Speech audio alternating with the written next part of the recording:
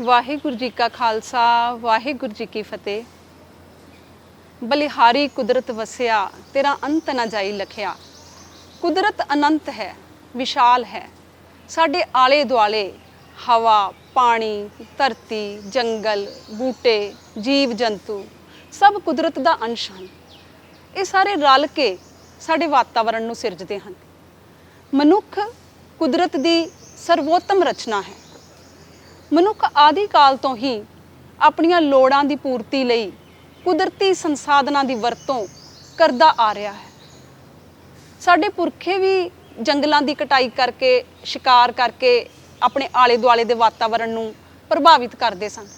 ਪਰ ਉਦੋਂ ਇਹ ਪ੍ਰਭਾਵ ਇੰਨੇ ਵਿਨਾਸ਼ਕਾਰੀ ਨਹੀਂ ਸਨ ਹੁੰਦੇ, ਕਿਉਂਕਿ ਉਹਨਾਂ ਲੋਕਾਂ ਦਾ ਜੀਵਨ ਸਾਦਾ ਹੁੰਦਾ ਸੀ ਤੇ ਦੂਜਾ ਉਦੋਂ ਜਨਸੰਖਿਆ ਵੀ ਘੱਟ ਸੀ ਤੇ ਕੁਦਰਤੀ ਭੰਡਾਰ ਅਥਾਹ ਸਨ। ਇਸ ਕਰਕੇ ਕੁਦਰਤੀ ਸੰਤੁਲਨ ਕਾਇਮ ਰਹਿੰਦਾ ਸੀ।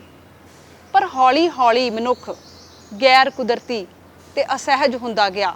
ਮਨੁੱਖ ਆਪਣੇ ਨਿੱਜੀ ਸਵਾਰਥਾਂ ਦੀ ਪੂਰਤੀ ਲਈ ਕੁਦਰਤ ਦੇ ਨਿਯਮਾਂ ਦੀਆਂ ਧੱਜੀਆਂ ਉਡਾਉਣ ਲੱਗਾ। ਉਹ ਇਹ ਭੁੱਲ ਹੀ ਗਿਆ ਕਿ ਧਰਤੀ ਉੱਤੇ ਮੌਜੂਦ ਵਨਸਪਤੀ ਅਤੇ ਜੀਵ ਸੰਸਾਰ ਕਰਕੇ ਹੀ ਉਸ ਦੀ ਹੋਂਦ ਹੈ। ਉਸ ਨੂੰ ਚੇਤਾ ਹੀ ਨਾ ਰਿਹਾ ਕਿ ਇਹਨਾਂ ਰਿਸ਼ਤਿਆਂ ਦੇ ਅੰਤਰਕ੍ਰਮ ਕਰਕੇ ਹੀ ਤਾਂ ਉਹ ਜਿਉਂਦਾ ਹੈ। ਸਿਆਣੇ ਕਹਿੰਦੇ ਨੇ ਸ੍ਰਿਸ਼ਟੀ 5 ਤੱਤਾਂ ਤੋਂ ਮਿਲ ਕੇ ਬਣੀ ਹੈ: ਪੌਣ, ਪਾਣੀ, ਅਗਨੀ, ਮਿੱਟੀ, ਆਕਾਸ਼। ਸੋ ਇਹ 5 ਤੱਤ ਹੀ ਜੀਵਨ ਦਾ ਆਧਾਰ ਹਨ। ਭਾਰਤ ਵਰਸ਼ ਦੇ ਸੱਭਿਆਚਾਰ ਮੁਤਾਬਕ ਵੀ ਇਹਨਾਂ ਦੀ ਪੂਜਾ ਕੀਤੀ ਜਾਂਦੀ ਹੈ। ਸੋ ਸਾਡੀ ਸਭ ਦੀ ਜ਼ਿੰਮੇਵਾਰੀ ਹੈ ਕਿ ਇਹਨਾਂ 5 ਕੁਦਰਤੀ ਦਾਤਾਂ ਨੂੰ ਪਵਿੱਤਰ ਰੱਖੀਏ, ਸੰਜਮ ਦੇ ਨਾਲ ਵਰਤੀਏ।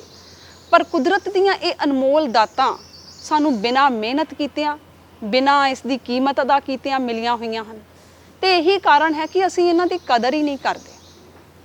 ਭਗਤ ਪੂਰਨ ਸਿੰਘ ਜੀ ਵਰਗੇ ਸੰਵੇਦਨਸ਼ੀਲ ਤੇ ਗਿਆਨੀ ਪੁਰਖ ਕੁਦਰਤ ਦੇ ਨਾਲ ਇੱਕਮਿਕ ਸਨ।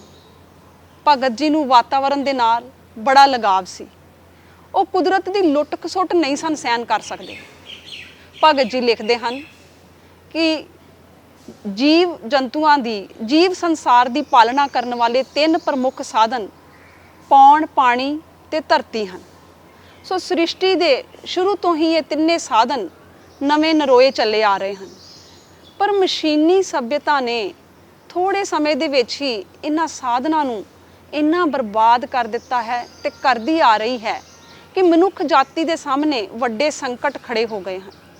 ਤੇ ਜੇਕਰ ਇਹਨਾਂ ਸਾਧਨਾਂ ਦੀ ਬਰਬਾਦੀ ਇਸੇ ਤਰ੍ਹਾਂ ਹੁੰਦੀ ਰਹੀ ਤੇ ਉਹ ਸਮਾਂ ਵੀ ਆ ਸਕਦਾ ਜਦੋਂ ਪ੍ਰਾਣੀ ਮਾਤਰ ਦੀ ਹੋਂਦ ਹੀ ਸਮਾਪਤ ਹੋਣ ਦੇ ਕੰਢੇ ਤੇ ਆ ਜਾਵੇ।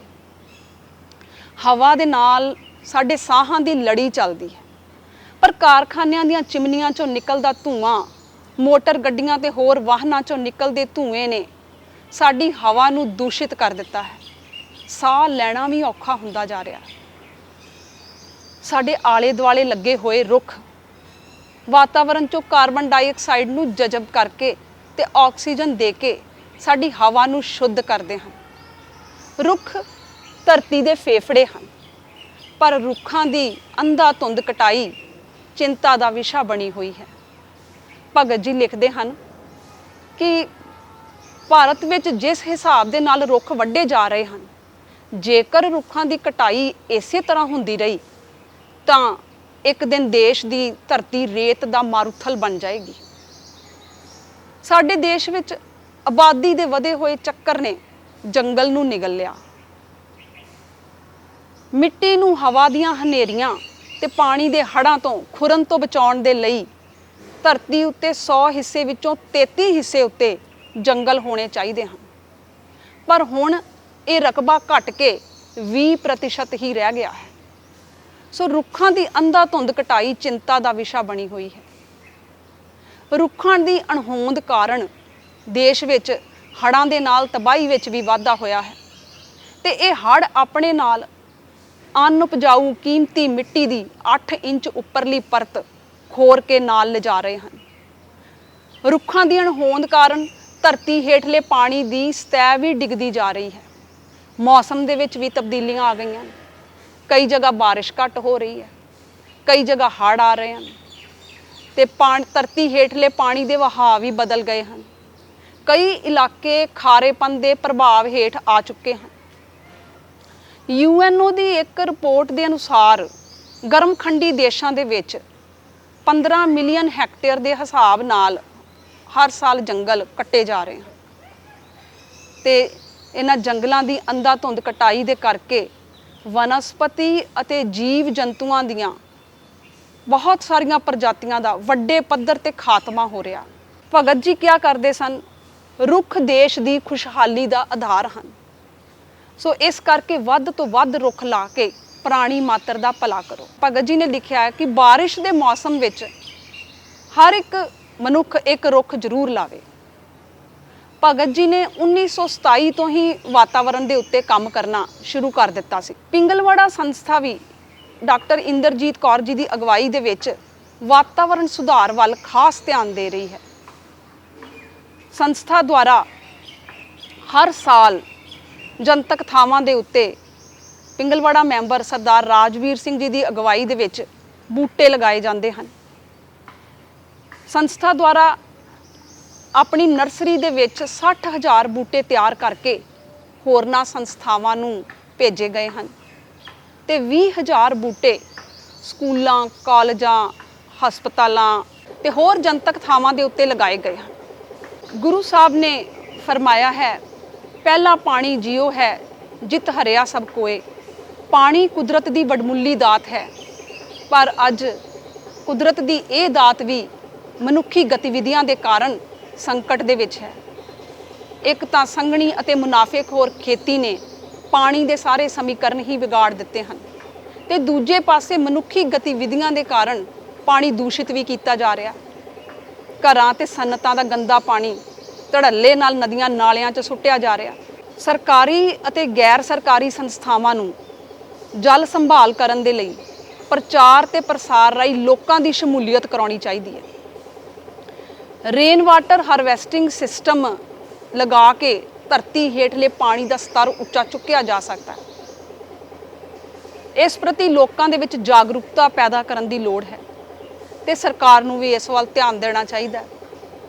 ਪਿੰਗਲਵਾੜਾ ਸੰਸਥਾ ਵੱਲੋਂ ਮਾਨਾਵਾਲਾ ਕੰਪਲੈਕਸ ਵਿਖੇ ਰੇਨ ਵਾਟਰ ਹਾਰਵੈਸਟਿੰਗ ਸਿਸਟਮ ਲਗਾਇਆ ਗਿਆ ਹੈ ਔਰ ਬਾਰਿਸ਼ ਦਾ ਪਾਣੀ ਧਰਤੀ ਹੇਠਾਂ ਪਹੁੰਚਾਇਆ ਜਾਂਦਾ ਹੈ। ਸੋ ਇਸ ਤਰ੍ਹਾਂ ਬਾਰਿਸ਼ ਦੇ ਪਾਣੀ ਦੀ ਵੀ ਸੰਭਾਲ ਹੋ ਜਾਂਦੀ ਹੈ, ਧਰਤੀ ਹੇਠਲੇ ਪਾਣੀ ਦੀ ਸਤਹ ਵੀ ਉੱਚੀ ਉੱਠਦੀ ਹੈ। ਮਿੱਟੀ ਦੇ ਨਾਲ ਮਨੁੱਖ ਦਾ ਧਰਤੀ ਦੇ ਨਾਲ ਰਿਸ਼ਤਾ ਮਾਂ ਤੇ ਪੁੱਤਰ ਵਾਲਾ ਰਿਸ਼ਤਾ ਬਣਿਆ ਹੋਇਆ, ਪਰ ਅੱਜ ਇਹ ਰਿਸ਼ਤਾ ਵੀ ਬਦਲ ਰਿਹਾ ਹੈ। ਮਿੱਟੀ ਵਿੱਚ ਵੱਧ ਤੋਂ ਵੱਧ ਫਸਲ ਪੈਦਾ ਕਰਨ ਦੇ ਯਤਨ ਕੀਤੇ ਜਾਂਦੇ ਹਨ ਅਤੇ ਵਾਧੂ ਝਾੜ ਲੈਣ ਲਈ ਰਸਾਇਣਿਕ ਖਾਦਾਂ ਅਤੇ ਕੀਟਨਾਸ਼ਕ ਦਵਾਈਆਂ ਦੀ ਅੰਧਾਧੁੰਦ ਵਰਤੋਂ ਕੀਤੀ ਜਾ ਰਹੀ ਹੈ, ਜਿਸ ਕਰਕੇ ਸਾਡੀ ਖੁਰਾਕ ਦੇ ਵਿੱਚ ਵੀ ਪੌਸ਼ਟਿਕ ਤੱਤਾਂ 'ਚ ਕਮੀ ਹੋਣ ਲੱਗੀ ਹੈ। ਸੋ ਇਸ ਨਾਲ ਮਨੁੱਖ ਹੀ ਨਹੀਂ ਸਗੋਂ ਧਰਤੀ ਵੀ ਬਿਮਾਰ ਰਹਿਣ ਲੱਗੀ ਹੈ। ਪਿੰਗਲਵਾੜਾ ਸੰਸਥਾ ਦੁਆਰਾ ਧੀਰੇਕੋਟ ਵਿੱਚ ਕੁਦਰਤੀ ਖੇਤੀ ਫਾਰਮ ਅਤੇ ਖੋਜ ਕੇਂਦਰ ਸਥਾਪਿਤ ਕੀਤਾ ਗਿਆ ਹੈ, ਜਿੱਥੇ ਪਿੰਗਲਵਾੜਾ ਮੈਂਬਰ ਸਰਦਾਰ ਰਾਜਵੀਰ ਸਿੰਘ ਜੀ ਦੀ ਅਗਵਾਈ ਦੇ ਵਿੱਚ ਕੁਦਰਤੀ ਢੰਗਾਂ ਦੇ ਨਾਲ ਬਿਨਾਂ ਰਸਾਇਣਿਕ ਖਾਦਾਂ ਦਾ ਇਸਤੇਮਾਲ ਕੀਤਿਆਂ, ਬਿਨਾਂ ਕੀਟਨਾਸ਼ਕ ਦਵਾਈਆਂ ਦਾ ਇਸਤੇਮਾਲ ਕੀਤਿਆਂ ਕੁਦਰਤੀ ਢੰਗਾਂ ਨਾਲ ਖੇਤੀ ਕੀਤੀ ਜਾਂਦੀ ਹੈ। ਪਿੰਗਲਵਾੜਾ ਸੰਸਥਾ ਵੱਲੋਂ ਇੱਕ ਸੀਵੇਜ ਟ੍ਰੀਟਮੈਂਟ ਪਲਾਂਟ ਵੀ ਲਗਾਇਆ ਗਿਆ ਹੈ। ਸੀਵਰੇਜ ਵਾਲਾ ਗੰਦਾ ਪਾਣੀ ਇਸ ਪ੍ਰਕਿਰਿਆ ਦੇ ਵਿੱਚੋਂ ਗੁਜ਼ਾਰ ਕੇ ਤੇ ਉਸ ਪਾਣੀ ਦੀ ਵਰਤੋਂ ਖੇਤੀ ਲਈ, ਬੂਟਿਆਂ ਦਰਖਤਾਂ ਨੂੰ ਪਾਣੀ ਦੇਣ ਲਈ ਕੀਤੀ ਜਾਂਦੀ ਹੈ। ਮਨੁੱਖ ਇੱਕ ਵਿਕਾਸਸ਼ੀਲ ਪ੍ਰਾਣੀ ਹੈ। ਉਸਨੇ ਊਰਜਾ ਦੇ ਭਿੰਨ-ਭਿੰਨ ਸਰੋਤਾਂ ਦੀ ਖੋਜ ਕੀਤੀ ਜੋ ਉਸ ਦੀ ਜੀਵਨ ਸ਼ੈਲੀ ਦਾ ਅਭਿੰਨ ਹਿੱਸਾ ਬਣਦੇ ਗਏ। ਸਭ ਤੋਂ ਪਹਿਲਾਂ ਉਸਨੇ ਊਰਜਾ ਦੇ ਰਵਾਇਤੀ ਸੋਮੇ ਜਿਵੇਂ ਕੋਇਲਾ, ਗੈਸ, ਪੈਟਰੋਲੀਅਮ ਆਦਿ ਦੀ ਵਰਤੋਂ ਕੀਤੀ। ਇਹ ਸੰਸਾਧਨ ਸੀਮਿਤ ਮਾਤਰਾ ਦੇ ਵਿੱਚ ਹੋਣ ਦੇ ਨਾਲ-ਨਾਲ ਪਰਿਆਵਰਣ ਲਈ ਵੀ ਹਾਨੀਕਾਰਕ ਹਨ ਤੇ ਦੂਜਾ, ਇਹ ਧਰਤੀ ਹੇਠਾਂ ਬਣੇ ਇਹ ਪਥਰਾਟ, ਕੋਇਲਾ ਤੇ ਪੈਟਰੋਲੀਅਮ ਲੱਖਾਂ ਸਾਲਾਂ ਦੀ ਪ੍ਰਕਿਰਿਆ ਦਾ ਨਤੀਜਾ ਹਨ ਔਰ ਇਹਨਾਂ ਦੀ ਦਿਨ ਬ ਦਿਨ ਘਟਦੀ ਹੋਈ ਮਾਤਰਾ ਨੇ ਸਾਨੂੰ ਇਹ ਸੋਚਣ ਤੇ ਮਜਬੂਰ ਕਰ ਦਿੱਤਾ ਹੈ ਕਿ ਅਸੀਂ ਅਜਿਹੇ ਕੁਦਰਤੀ ਸੰਸਾਧਨਾਂ ਦੀ ਖੋਜ ਕਰੀਏ ਜਿਹੜੇ ਕਦੇ ਨਾ ਖਤਮ ਹੋਣ ਵਾਲੇ ਹੋਣ ਤੇ ਸਾਡਾ ਜੀਵਨ ਬਿਨਾਂ ਕਿਸੇ ਊਰਜਾ ਸੰਕਟ ਤੋਂ ਸੁਚਾਰੂ ਢੰਗ ਦੇ ਨਾਲ ਚੱਲਦਾ ਰਹੇ। ਸੋ ਅਜਿਹੇ ਊਰਜਾ ਦੇ ਸੋਮੇ ਜਿਨ੍ਹਾਂ ਨੂੰ ਆਪਾਂ ਗੈਰ ਰਵਾਇਤੀ ਊਰਜਾ ਦੇ ਸੋਮੇ ਜਾਂ ਫਿਰ ਅਕਸ਼ੈ ਊਰਜਾ ਦੇ ਸੋਮੇ ਵਜੋਂ ਜਾਣਦੇ ਹਾਂ। ਅਕਸ਼ੈ ਯਾਨੀ ਕਦੇ ਨਾ ਖਤਮ ਹੋਣ ਵਾਲਾ। ਸੋ ਸਭ ਤੋਂ ਪਹਿਲਾਂ ਗੱਲ ਕਰਦੇ ਹਾਂ ਸੌਰ ਊਰਜਾ ਦੀ। ਸੂਰਜ ਧਰਤੀ ਉੱਤੇ ਸਾਰੀ ਊਰਜਾ ਦਾ ਸੋਮਾ ਸੂਰਜ ਹੀ ਹੈ। ਊਰਜਾ ਦੇ ਹੋਰ ਸਾਰੇ ਸੋਮੇ ਸੂਰਜ ਤੋਂ ਹੀ ਊਰਜਾ ਪ੍ਰਾਪਤ ਕਰਦੇ ਹਨ। ਸੂਰਜ ਤੋਂ ਬਿਨਾਂ ਵਨਸਪਤੀ ਵੀ ਸੰਭਵ ਨਹੀਂ ਹੈ, ਵਨਸਪਤੀ ਦਾ ਉਗਣਾ ਵੀ ਸੰਭਵ ਨਹੀਂ। ਹਰੇ ਪੌਦੇ ਪ੍ਰਕਾਸ਼ ਸੰਸ਼ਲੇਸ਼ਣ ਦੀ ਕਿਰਿਆ ਵਿੱਚ ਸੌਰ ਊਰਜਾ ਦਾ ਇਸਤੇਮਾਲ ਕਰਦੇ ਹਨ ਤੇ ਬਾਕੀ ਸਾਰੇ ਜੀਵ ਜੰਤੂ ਤੇ ਮਨੁੱਖ ਆਪਣੇ ਭੋਜਨ ਲਈ ਅਸਿੱਧੇ ਤੌਰ ਤੇ ਸੌਰ ਊਰਜਾ ਤੇ ਹੀ ਨਿਰਭਰ ਹਨ। ਬਹੁਤ ਸਾਰੇ ਦੇਸ਼ ਘਰੇਲੂ, ਕਮਰਸ਼ੀਅਲ ਅਤੇ ਉਦਯੋਗਿਕ ਹਿੱਤਾਂ ਲਈ ਸੌਰ ਊਰਜਾ ਦੇ ਉਤਪਾਦਨ ਦੇ ਵਿੱਚ ਲੱਗੇ ਹੋਏ ਹਨ। ਦੇਸ਼ ਦੇ ਜ਼ਿਆਦਾਤਰ ਹਿੱਸਿਆਂ ਵਿੱਚ ਲਗਭਗ ਪੂਰਾ ਸਾਲ ਆਪਣੀਆਂ ਕਿਰਨਾਂ ਬਿਖੇਰਦਾ ਹੈ। ਸੌਰ ਊਰਜਾ ਨੂੰ ਫੋਟੋਵੋਲਟਿਕ ਸੈੱਲ ਪ੍ਰਣਾਲੀ ਦੁਆਰਾ ਬਿਜਲੀ ਊਰਜਾ ਦੇ ਵਿੱਚ ਪਰਿਵਰਤਿਤ ਕੀਤਾ ਜਾਂਦਾ ਹੈ। ਭਾਰਤ ਵਿੱਚ ਪਿਛਲੇ 25-30 ਸਾਲਾਂ ਤੋਂ ਸੌਰ ਊਰਜਾ ਦੇ ਖੇਤਰ ਦੇ ਵਿੱਚ ਕੰਮ ਹੋ ਰਿਹਾ ਔਰ ਭਾਰਤ ਸੌਰ ਊਰਜਾ ਉਤਪਾਦਨ ਦੇ ਵਿੱਚ ਵਿਸ਼ਵ ਦੇ ਵਿੱਚ ਚੌਥੇ ਨੰਬਰ ਤੇ ਹੈ। ਸਭ ਤੋਂ ਪਹਿਲਾਂ ਸੋਲਰ ਪਾਵਰ ਪ੍ਰੋਜੈਕਟ ਤਾਮਿਲਨਾਡੂ ਦੇ ਇੱਕ ਪਿੰਡ ਦੇ ਵਿੱਚ 5 ਮੈਗਾਵਾਟ ਸਮਰੱਥਾ ਦੇ ਨਾਲ ਲਗਾਇਆ ਗਿਆ ਸੀ। ਭਾਰਤ ਦੇ ਕਰਨਾਟਕ ਰਾਜ 7100 ਮੈਗਾਵਾਟ ਸਮਰੱਥਾ ਦੇ ਨਾਲ ਇਹ ਸਭ ਤੋਂ ਪਹਿਲੇ ਨੰਬਰ ਤੇ ਹੈ। ਕਰਨਾਟਕ, ਆਂਧਰ ਪ੍ਰਦੇਸ਼, ਮਹਾਰਾਸ਼ਟਰ, ਗੁਜਰਾਤ, ਰਾਜਸਥਾਨ ਦੇ ਵਿੱਚ ਬੜੇ ਵੱਡੇ ਪੱਧਰ ਤੇ ਸੌਰ ਊਰਜਾ ਤੋਂ ਵਿਦਯੁਤ ਉਤਪਾਦਨ ਦਾ ਕੰਮ ਚੱਲ ਰਿਹਾ ਹੈ। ਸਰਕਾਰ ਨੇ 2010 ਦੇ ਵਿੱਚ ਸੌਰ ਊਰਜਾ ਨੂੰ ਪ੍ਰੋਤਸਾਹਿਤ ਕਰਨ ਦੇ ਲਈ ਨੈਸ਼ਨਲ ਸੋਲਰ ਮਿਸ਼ਨ ਦੀ ਸ਼ੁਰੂਆਤ ਕੀਤੀ ਸੀ, ਜਿਸ ਦਾ ਉਦੇਸ਼ ਸੀ ਸਾਲ 2022 ਤੱਕ ਦੇਸ਼ ਨੂੰ ਊਰਜਾ ਸੰਕਟ ਤੋਂ ਮੁਕਤੀ ਦਿਵਾਉਣਾ। ਭਾਰਤ ਵਿੱਚ ਟੈਲੀਕਾਮ ਟਾਵਰ ਹਰ ਸਾਲ 5000 ਕਰੋੜ ਲੀਟਰ ਡੀਜ਼ਲ ਦੀ ਵਰਤੋਂ ਕਰ ਰਹੇ ਹਨ ਤੇ ਸੌਰ ਊਰਜਾ ਦੇ ਉਤਪਾਦਨ ਦੇ ਨਾਲ ਇਸ ਡੀਜ਼ਲ ਨੂੰ ਬਚਾਇਆ ਜਾ ਸਕਦਾ। ਦੇਸ਼ ਵਿੱਚ ਹਰ ਸਾਲ 5000 ਖਰਬ ਯੂਨਿਟ ਬਿਜਲੀ ਪੈਦਾ ਕੀਤੇ ਜਾਣ ਦੀ ਸੰਭਾਵਨਾ ਮੌਜੂਦ ਹੈ ਔਰ ਇਸ ਲਈ ਇਸ ਖੇਤਰ ਦੇ ਵਿੱਚ ਬੜੇ ਤੇਜ਼ ਗਤੀ ਦੇ ਨਾਲ ਕੰਮ ਹੋ ਰਿਹਾ। ਬਹੁਤ ਸਾਰੇ ਵਿਗਿਆਨੀ ਜਿਹੜੇ ਆ ਉਹ ਲੱਗੇ ਹੋਏ ਨੇ। ਬਾਜ਼ਾਰਾਂ ਵਿੱਚ ਵੀ ਸੌਰ ਊਰਜਾ ਦੇ ਨਾਲ ਚੱਲਣ ਵਾਲੇ ਬਹੁਤ ਸਾਰੇ ਉਪਕਰਨ, solar cooker, solar geyser, solar ਘੜੀਆਂ, ਸੋਲਰ ਕੈਲਕੂਲੇਟਰ, ਸੋ ਇਸ ਤਰ੍ਹਾਂ ਦੇ ਬਹੁਤ ਸਾਰੇ ਉਪਕਰਨ ਬਾਜ਼ਾਰਾਂ ਵਿੱਚ ਉਪਲਬਧ ਹਨ। ਸੋ ਬੜੀ ਤੇਜ਼ ਗਤੀ ਦੇ ਨਾਲ ਵਿਗਿਆਨੀ ਲੱਗੇ ਹੋਏ ਨੇ। ਇਹੋ ਜਿਹੀਆਂ ਟਾਈਲਾਂ ਬਣ ਰਹੀਆਂ ਜਿਹੜੀਆਂ ਟਾਈਲਾਂ ਹੋਣ ਦੇ ਨਾਲ ਨਾਲ ਸੌਰ ਊਰਜਾ ਨੂੰ ਬਿਜਲੀ ਦੇ ਵਿੱਚ ਕਨਵਰਟ ਕਰਨਗੀਆਂ। ਸੋ ਹੁਣ ਆਪਾਂ ਗੱਲ ਕਰਦੇ ਹਾਂ ਪਵਨ ਊਰਜਾ ਦੀ। ਪਵਨ ਊਰਜਾ ਦਾ ਇਸਤੇਮਾਲ ਪ੍ਰਾਚੀਨ ਸਮੇਂ ਤੋਂ ਹੀ ਭਾਰਤ ਦੇ ਵਿੱਚ ਹੁੰਦਾ ਰਿਹਾ। ਕਿਸ਼ਤੀਆਂ ਚਲਾਉਣ ਦੇ ਵਿੱਚ ਵੀ ਪਵਨ ਊਰਜਾ ਦਾ ਇਸਤੇਮਾਲ ਪਹਿਲਾਂ ਕੀਤਾ ਜਾਂਦਾ ਸੀਗਾ। ਪਵਨ ਊਰਜਾ ਨੂੰ ਪਵਨ ਚੱਕੀ ਦੇ ਮਾਧਿਅਮ ਦੇ ਨਾਲ ਬਿਜਲੀ ਊਰਜਾ ਦੇ ਵਿੱਚ, ਵਿਦਯੁਤ ਊਰਜਾ ਦੇ ਵਿੱਚ ਬਦਲਿਆ ਜਾਂਦਾ। ਭਾਰਤ ਦੀ ਪਵਨ ਊਰਜਾ ਸਮਰੱਥਾ 38.789 ਗੀਗਾਵਾਟ ਹੈ। ਭਾਰਤ ਵਿੱਚ ਕਰਨਾਟਕ, ਮਹਾਰਾਸ਼ਟਰ, ਆਂਧਰ ਪ੍ਰਦੇਸ਼, ਗੁਜਰਾਤ, ਰਾਜਸਥਾਨ ਦੇ ਵਿੱਚ ਬੜੇ ਵੱਡੇ ਪੱਧਰ ਦੇ ਉੱਤੇ ਪਵਨ ਊਰਜਾ ਫਾਰਮ ਸਥਾਪਿਤ ਕੀਤੇ ਗਏ ਹਨ, ਜਿੱਥੇ ਪਵਨ ਊਰਜਾ ਤੋਂ ਬਿਜਲੀ ਬਣਾਉਣ ਦਾ ਕੰਮ ਜਿਹੜਾ ਉਹ ਕੀਤਾ ਜਾ ਰਿਹਾ।